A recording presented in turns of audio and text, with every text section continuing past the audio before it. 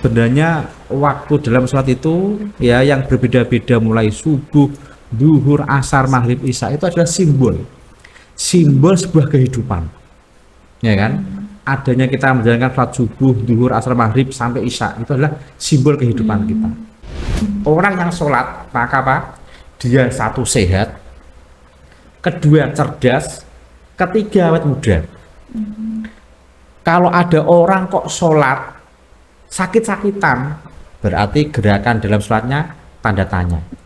Kalau ada orang sholat kok bodoh, ya kan, bebal otaknya, berarti apa? Ada tanda tanya dalam apa? Gerakan sholat. Kok ana wong sholat cepet tua, berarti sholatnya tanda tanya.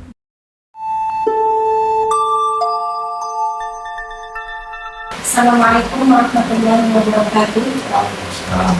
Selamat malam bersama podcast. Lama kita tak jumpa sejak dari bulan puasa sampai sekarang. Kembali lagi bersama kami dan tentunya mengusung tema-tema yang terbaru. Untuk malam kali ini kita akan membahas terkait tentang menganalisis kembali tentang ta'abbud dalam agama Islam. Seperti yang kita pelajari kemarin, seperti podcast kemarin kita membahas tentang puasa ya, kenapa puasa itu harus bulan Ramadan dan kenapa 30 hari dan setahun sekali. Nah, kali ini kita akan membahas tentang sholat seperti itu. Jadi kita perlu tahu bahwasanya ibadah dalam Islam itu tidak hanya sekedar itu wajib, yang penting Islam menerima umum sholat, kemudian kita yang penting wajib, terus kita hanya sekedar melakukan saja tanpa kita tahu sebenarnya kenapa sih kita diperintah untuk sholat, terus sholat itu apa, kenapa sholat itu kok dilaksanakan selama 5 waktu, kenapa tidak jadi satu waktu saja seperti itu. Nah, kita akan membahas bersama topik kali ini dengan beliau narasumber kami, Bapak Dr. Haji Ahmad Muhammad Besar Kasih Nah, lama tak jumpa dulu.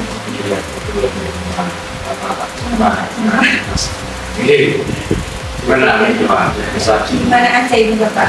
Lama nggak kelihatan. Kita banyak jam tayang di luar sana, kita agak bisa kosong, kita bisa semoga pertemuan kita bisa istiqomah. Karena kami dari apa? Dari hasil video yang ada itu ternyata banyak para pemirsa yang menunggu kehadiran kita. Gimana itu? Ada yang bisa dikandung?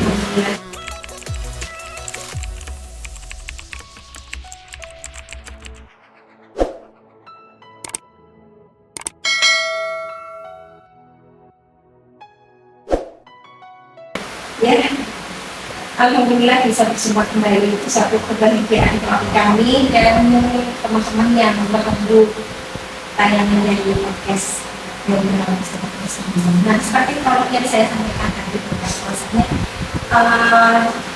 seringnya kita atau masyarakat pada umumnya itu, apalagi masyarakat awam ya, betul perintah Islam itu memerintahkan wajib ya, oleh sebenarnya sholat, nggak tahu sholat itu fungsinya apa, nggak tahu sholat itu hikmahnya apa. Nah, itu sepertinya perlu tahu. Langsung saja, sebenarnya sholat itu menurut kita apa? Terima kasih atas pertanyaannya, teman. Sebenarnya sholat ini kan menjadi sebagai bentuk rukun agama kita. Mau tidak mau gitu, kita sebagai apa? Sebagai santri, sebagai akademisi, mau tidak apa bisa menurunkan. Tidak hanya mewajibkan sholat ini pun agama, ya kan? Mau ada alas pertanyaan ini, mau ada pertanyaan itu, nanti dulu boleh agama ada wajib lakukan. Kalau kita sebagai akademisi kan hal yang seperti itu apa masih belum terima, belum apa kalau kita tidak secara umum sholat as-sholat itu bukan doa. Sholat biasa coba doa artinya apa? Bentuk apapun pelaku itu lakukan, kalau memang itu mempunyai apa terkait dengan doa, itu sudah sholat. Makanya kadang itu banyak di negara kita ini ada istilah agama kebajikan, agama Hindu, agama Hindu, bla. Secara bahasa itu sama, mereka sama-sama. Tapi secara istilahkan itu ya as-sholatu aqwalun wa af'alun muqtada takbir wa mustaqamatun wa mustaqamun bitaslim. Itu adalah ucapan dan gerakan yang juga dimulai dengan takbir dan diakhiri dengan apa? Kalau nanti itu akan melihat Rasulullah SAW menyatakan shollu kama ra'aitumuni usolli. Sholatlah kalian seperti kalian tahu atau melihat saya menjalankan. Untuk selanjutnya, dengan sholat sendiri ya, setelah kita tahu definisi sholat asli, terus sholat ini kan kayaknya dilaksanakan setiap hari dan 5 waktu. 5 waktu dan kenapa kok perintahnya itu 5 waktu itu, maksudnya ada subuh, nanti siang sholat lagi, kemudian tidur sholat lagi, sore sholat lagi, maghrib sholat lagi, dan isya sholat lagi. Nah, dan itu juga rakaatnya berbeda-beda, ada yang 2 rakaat, ada yang 4 rakaat, dan ada yang 3 rakaat. Kenapa kok nggak jadi satu waktu aja? Mungkin kita kalau bagaimana? Ya, terima kasih. Memang ini pertanyaannya sangat menarik sekali. Memang pertanyaan sudah dibentuk bagaimana kita bisa meyakini ajaran agama kita. Maka dinyatakan fakul robbaka hatta ya'tiyakal yaqin. Sembahlah Tuhanmu, sembahlah Allah Subhanahu wa taala hatta ya'tiyakal yaqin. Hingga datang kepadamu sebuah keyakinan. Kalau kita hanya diperintahkan di santri pokoknya ini langsung subuh setengah 5 bangun tak subuh. Bikin jam 12 waktunya Jawa Samsi sholat dulu. Nanti asar maghrib bisa, ya kan? Ya kalau memang kita seperti itu oke lah. Ya kita sebagai santri, kita sebagai agamawan oke lah. Tapi di luar sana, ya kan? Dari hati yang terbanyak itu tidak ada kenapa apa? Kenapa beda-beda? Kenapa ada subuh, ada zuhur, ada asar, ada atau ada isya? Kok tidak sekali saja? Ya kan? Dilakukan pagi itu pun jangan jam 5, ya kan? Kalau bisa ya jam 7, ya sampai jam 6 bangun jam 7 langsung tak subuh, asar, maghrib isya. Kan enak ini, ya kan? Kenapa harus bisa? Kalau kalau dari Ta'ala seperti apa yang difirman Allah Ta'ala bahwasanya Bismillahirrahmanirrahim inna sholata kanat 'alal mu'minina kitaban mawquta. Sebenarnya sholat itu ya kan diwajibkan kepada orang yang beriman. Inna sholata kanat 'alal mu'minina kitaban mawquta. Dan itu kenapa ada waktu yang muhaddad, ada waktu yang dibatasi atau terbatas, dan itu harus menyesuaikan dengan perintah Allah Subhanahu wa taala. Sebenarnya ini kalau kita telah jauh itu sebenarnya pernah dibahas oleh Imam Al-A'zam, Imam Badi'uzzaman An-Nursi. Itu ulama sangat terkenal sekali yang dulu berkembang di Turki. Itu memberikan penjabaran kenapa kok waktu dalam sholat itu beda-beda. Itu sebenarnya sebenarnya waktu dalam sholat itu ya yang berbeda-beda mulai subuh, zuhur, asar, maghrib, isya itu adalah simbol sebuah kehidupan, ya kan? Adanya kita menjalankan sholat subuh, zuhur, asar, maghrib sampai isya itu adalah simbol kehidupan kita, ya kan? Lah subuh, kenapa harus subuh? Kok jam 4:30 bahkan jam 4:15 itu udah subuh, ya kan? Itu sebenarnya itu adalah perlambang kita sebagai manusia itu baru dilahirkan oleh kedua orang tua kita. Artinya apa?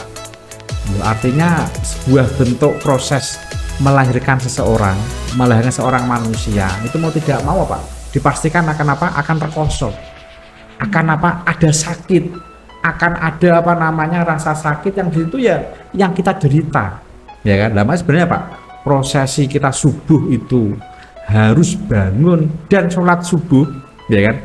Itu adalah apa? Awal simbolisasi kita apa? Dilahirkan di dunia ini, ya kan? Dan setelah lahir jam 4, setengah 5, jam 6, jam 7, jam 8 sampai jam 12 itu proses masa remaja kita, masa PAUD, yaitu di apa sebut dengan apa golden age, ya kan?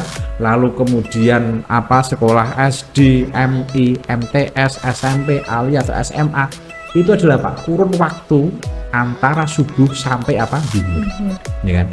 Kalau kita matang, ya kan? Kalau kita matang mulai dari apa kita dilahirkan sampai zuhur, itu adalah masa remaja kita, itu adalah masa-masa terpanjang di antara proses kita, ya kita nanti akan matang. Nah, makanya zuhur itu ya kan jam 12 ba'da zawal ba'da zawal syamsi, setelah lingsir srengenge, ya kan kita apa disuruh untuk apa, untuk sadar diri, oh saya sudah besar, saya sudah berproses mulai PAUD, SD, SMP, SMA, sekarang ini apa sudah dewasa, sudah saatnya apa, ibarat umur itu kita apa sudah saatnya untuk apa, sudah saatnya untuk mengetahui realita yang ada, dan bahkan pagi sampai zuhur itu ya sampai waktu kita sudah kuliah. Artinya apa? Waktu zuhur sampai asar nanti itu adalah apa? Babak penentuan kita, ya kan? Nah, kalau memang apa namanya, kalau memang kita sudah mampu, ya kan, zuhur sampai asar itu kita sudah apa? Memilih pinangan kita terus menikah, sukses tidaknya, yaitu nanti apa ketika sholat asar. Ya kan, sholat asar ini nanti ketika dari apa zuhur sampai asar itu nanti kita bisa lihat kalau memang kita prosesnya bagus, ya kan, ketika masih remaja, ketika masih prosesi mencari ilmu kok serius, ya kita nanti akan jadi orang. Bahasanya kan manis tarwaha fi syababihi ta'iba fi suyuhihi, barang siapa pada masa mudanya berlihai-lihai, ya kan, maka apa ta'iba fisuyuhi, maka apa ketika dia tua nanti akan merasakan kecapean, akan merasakan kemandorotan, akan tapi ya kan man ta'iba fi syababihi istarwaha fi suyuhi, akan tapi ketika masih muda, ya kan, mereka giat untuk belajar, mondok, ngapalin Quran, ngapalin kitab, belajar matematika, bahasa Indonesia, bahasa Inggris, ya kan, itu itiab, capek kita, tapi apa memasuki waktu asar, masa tua, masa punya anak, masa cucu, istarwahna, kita liha-lihi, soalnya apa kita sudah menanam sebuah investasi, ya kan. Nah ketika asar, nah, itu kita saatnya kita menikmati nikmat yang ada, menikmati, ya kan, tanaman yang sudah kita upayakan, ya kan. Nah setelah itu asar yang nantinya menuju maghrib itu adalah tanda-tanda kita akan dijemput oleh kematian. Nah, makanya asar menuju maghrib itu adalah masa tua kita. Kalau kita masa remaja, ya kan, masa pernikahan, berbuat baik, ya kan, sayang sama saudara, sayang sama anak, ya kan, hormat sama orang tua, bagus sama tetangga, ya kan, kita menjemput impian bersama, yaitu kematian, ya kita enjoy, santai dengan adanya dengan adanya matahari terbenam, ya kan. Lah maghrib menuju isya itu adalah itu gimana kita mampu menikmati hal-hal yang sudah kita lakukan, ya. Wa may ya'mal misqala dzarratin khairan yarah wa may ya'mal misqala dzarratin syarran yarah. Kalau memang kita berbuat baik, ya kita akan menikmati. Kalau memang kita berbuat jelek, ya kita juga akan merasakan. Nah makanya sebenarnya adanya kita menjalankan waktu dalam sholat itu simbol bahwasanya sebuah kehidupan itu ada awal, ada akhir. Sebuah kehidupan itu dimulai dari dari yang kecil, ya kan, dari yang kecil, ya kan, agak dewasa, besar, dewasa, tua, renta, mati, ya kan. Nah makanya pohon yang di situ kok tiba-tiba besar, ya kan, maka justru lebih pohon yang cepat besar berkembangnya, maka dia akan cepat jengkar atau tumbang. Akan tapi tanaman atau pohon yang di situ berkembang dari kecil, besar, itu apa? Mempunyai nilai kekuatan yang tinggi. Nah, maka di situ apa? Kalau kita menyadari itu adalah apa? Bentuk simbolisasi kehidupan kita bersama. Gitu ya. Nah, mungkin gitu. Nah, jadi teman-teman semua, bahwasanya sholat, kenapa kok sholat itu terbagi menjadi 5 waktu? Bahwasanya itu adalah simbolisasi proses kehidupan, mulai dari dari kita dilahirkan sampai kita masa remaja sampai masa tua, sehingga kemudian di masa tuanya kita akan dijemput oleh kematian. Nah, kita akan apa yang kita tanam ketika kita hidup, nah itu maka kita akan menuai juga ketika di akhirnya, seperti itu. Jadi sebuah prosesi kehidupan itu ada awal dan ada akhir, seperti itu. Nah, mungkin itu bisa diterima ya. Tapi ini pertanyaan selanjutnya, bagi kaum milenial ya, kaum milenial sendiri ingin mencari alasan yang pasti bahwasanya sholat itu sebenarnya tidak hanya sebuah kewajiban, juga tidak hanya sekedar pendekatan diri pada Allah Subhanahu wa Ta'ala. Jadi mereka itu lebih, bagaimana sih sholat itu tidak hanya sekedar menjadi sesuatu hal yang wajib, tapi memang kita butuhkan. Jadi kita butuh akan sholat itu gitu loh. Jadi kita itu melakukan sholat itu nggak hanya sekedar menggugurkan kewajiban seperti itu. Nah, itu gimana menurut jenengan? Ini bagus ini. Jadi memang sekarang ini kan kaum muda kita kan memang daya otaknya kritisnya itu hidup lah ya. Daya kritisnya hidup, logikanya juga berkembang. Jadi ini pertanyaan, sholat itu kan kalau hanya sebatas kewajiban saja, kayaknya kok mereka mungkin yang sadar itu yang menjalankan, tapi terpaksa, ya kan. Jadi sebenarnya kalau dilihat dari sisi dohiriyah saja, akan tapi ada sisi batiniah, sisi sirrun min asroris sholah, ada rahasia dari beberapa rahasia yang dimiliki oleh sholat, ya kan. Nah, itu apa? Nah, ya kan. Nah, maka sebenarnya nantinya ketika kita sudah mengetahui asrorus sholah, ya kan, beberapa rahasia yang dimiliki oleh sholat, maka akan muncul sebuah adagium, akan muncul sebuah keyakinan sholat itu tidak hanya sebagai kewajiban, tapi justru itu menjadi sebuah kebutuhan. Nah, makanya ada buku itu judulnya Menerawang Sisi Lain Perilaku Sholat, ya kan. Jadi di situ memang dia dibedah sedemikian rupa, ya kan, mulai dari gerakan takbir, gerakan iktidal, gerakan rukuk, gerakan sujud, gerakan tahiyat, gerakan salam, itu ditelaah sedemikian rupa. Justru ini yang menang itu orang Jepang. Jadi ditelaah dari gerakan sholat dilihat dari sisi kesehatan. Nah, tapi dari semua itu mungkin kami ingin menyimpulkan dari